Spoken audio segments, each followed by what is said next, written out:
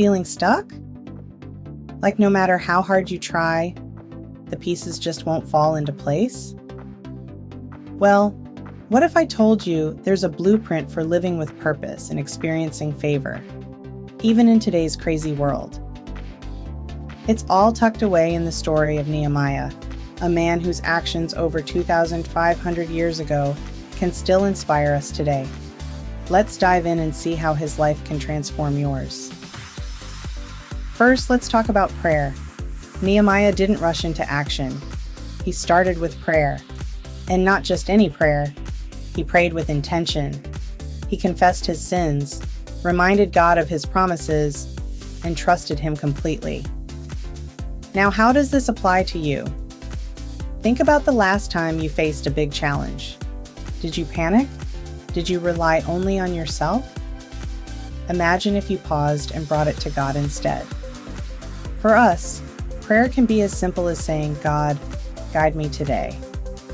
It's not about fancy words, it's about connection. Gen Z, think of it like a voice note to your closest friend. But this time, you're talking to the one who can actually make a difference. Here's the second lesson. Trust God's timing. Nehemiah prayed for months before the opportunity came for him to speak to the king. He didn't rush.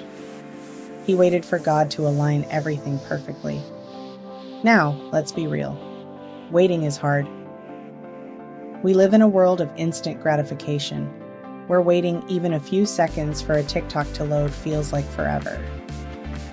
But God doesn't work on our schedule. His timing is always perfect, even when it feels like nothing's happening. So while you're waiting, don't waste the time. Prepare, learn, grow, just like Nehemiah. Be ready when your moment comes.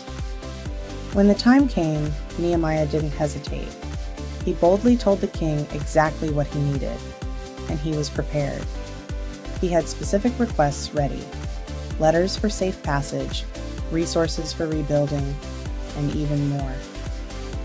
Here's the takeaway for us. Faith isn't just about sitting back and waiting for miracles. It's about stepping out in boldness and being prepared.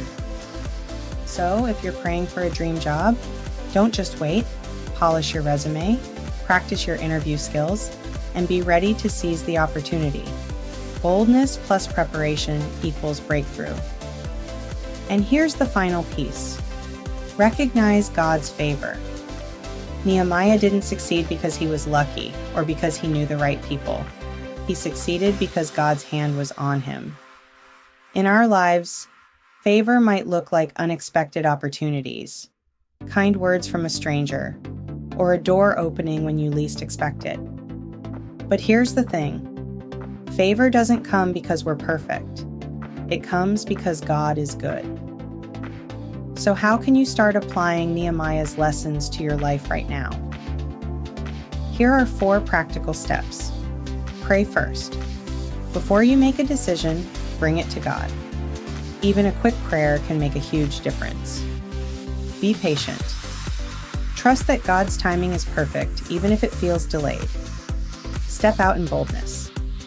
When the opportunity comes, don't hesitate. Speak up, take action, and show confidence. Look for God's favor. Pay attention to the ways God is moving in your life.